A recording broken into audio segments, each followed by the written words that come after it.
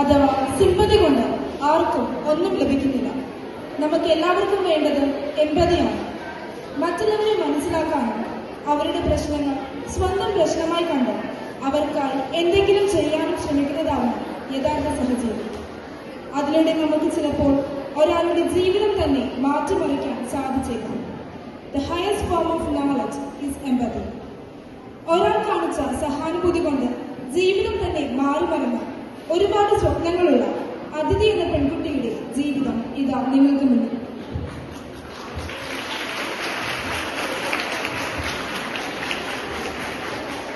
Scene 1, അതിഥിയുടെ result വന്ന ദിവസം. അച്ഛാ, എന്റെ റിസൾട്ട് വന്നു. നല്ല മാർക്കുണ്ട്. എന്തായാലും നല്ലൊരു കോളേജ് ഉറപ്പാം. അമ്മേ, അച്ഛന് എന്ത് പറ്റി? എന്റെ റിസൾട്ടിന്റെ കാര്യം പറഞ്ഞിട്ടും എന്താ ഒരു സന്തോഷമില്ലാത്ത? നീ മിണ്ടാതെ അകത്തു പോ. അതിഥി, നീ ഫോൺ മാറ്റി വെച്ചിട്ട് ഇവിടെ അടിച്ചു കളിക്കേ. നിക്കമ്മ, ഞാൻ അത്യാവശ്യമായിട്ട് കോളേജിന്റെ ഡീറ്റെയിൽസ് നോക്കുക. കോളേജ്? അപ്പൊ അമ്മ എന്നോട് കാര്യമൊന്നും പറഞ്ഞില്ലേ? എന്താ? ആ, നിന്റെ കല്യാണമൊക്കെ ഏകദേശമായ മട്ട. കല്യാണമോ? എനിക്കോ? ഇതിനെപ്പറ്റി കൂടുതൽ സംസാരം വേണം. കാര്യങ്ങളെല്ലാം അച്ഛൻ തീരുമാനിച്ചോളൂ.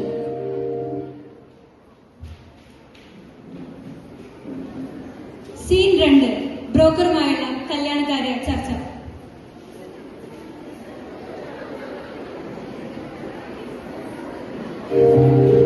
രാമ, അതിഥിക്ക് നല്ലൊരു ആലോചന വന്നിട്ടുണ്ട്. പാലക്കാടുള്ള മുദ്ര അവരെത്രയോ ചോദിക്കുന്നു. അച്ഛാ, എനിക്കിപ്പോ കല്യാണമൊന്നും വേണ്ട. നിനക്കെന്താ ഇവിടെ കാര്യം? മുതിർന്നവരിയ്ക്കുമ്പോ നീ എന്തിനാ സംസാരിക്കുന്നേ? ഇല്ലൊരു കൂട്ടര് വ്യാഴാഴ്ച നിന്നെ കാണാൻ വരുന്നു. അപ്പൊ ഇനി വ്യാഴാഴ്ച കാണാം കേട്ടോ.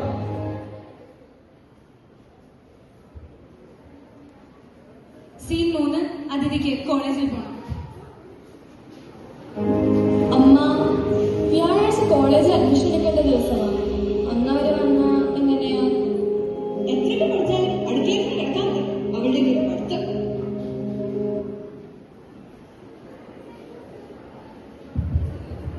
സീൻ 4, അതിഥി അവൾക്കായി സ്വരം ഉയർത്തും. അച്ഛാ, എനിക്കിപ്പോ പഠിച്ചാൽ മതി.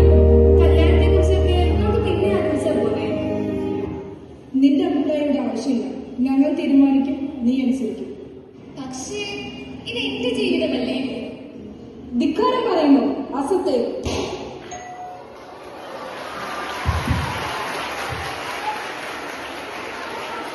സീൻ 5, അതിഥിയുടെ ജീവിതത്തിൽ വെളിച്ചമായെത്തുന്ന ആന്റി.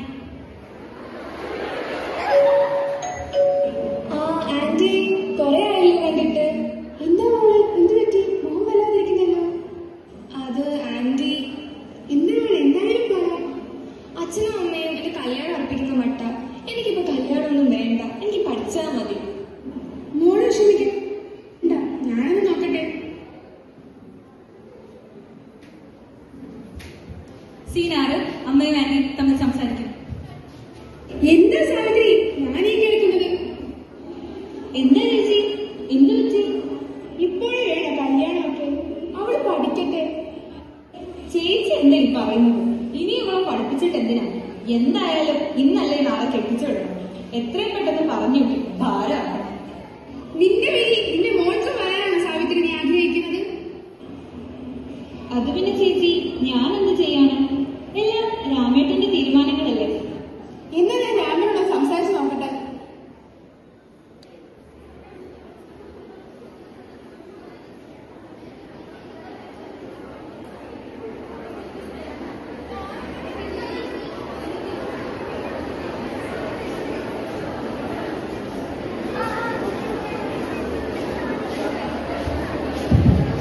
സീൻ 7, അതിഥിയുടെ ഓർമ്മകളിലേക്ക്.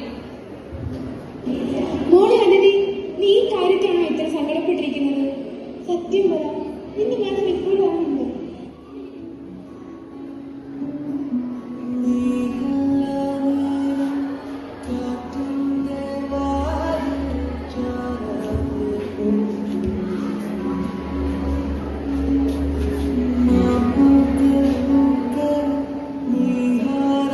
Hey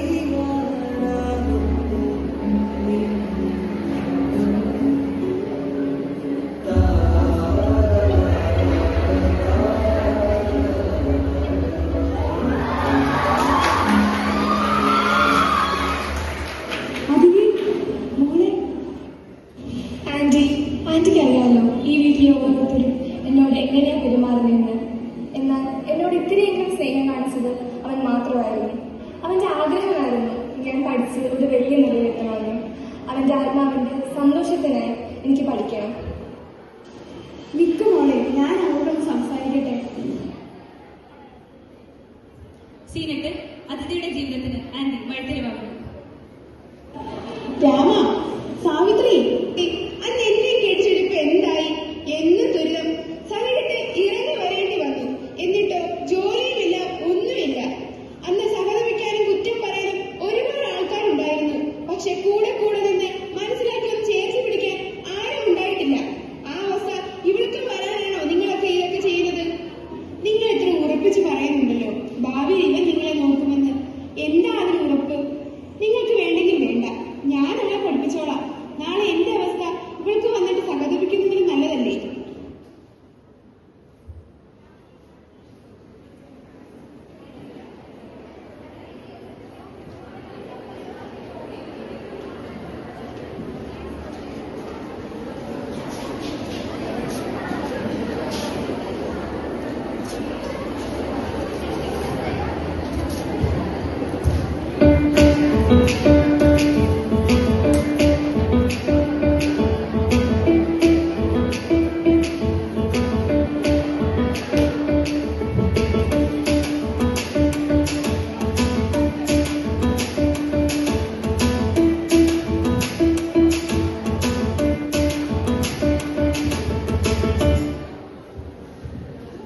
വർഷങ്ങൾക്ക് ശേഷം എംപതി എ ലൈഫ് ലെസൺ എന്ന ടോക്ക് ഷോയിലെ ചീഫ് ഗസ്റ്റായി എത്തുന്ന അതിഥി. നിങ്ങളുടെ ജീവിതങ്ങൾ തന്നെയാണോ സ്ത്രീകൾക്കായി ഇത്രയും വലിയൊരു പദ്ധതി നടപ്പിലാക്കാൻ നിങ്ങൾക്ക് പ്രചോദനമായത്? തീർച്ചയായും.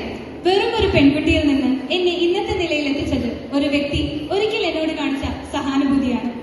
B empathetic to others.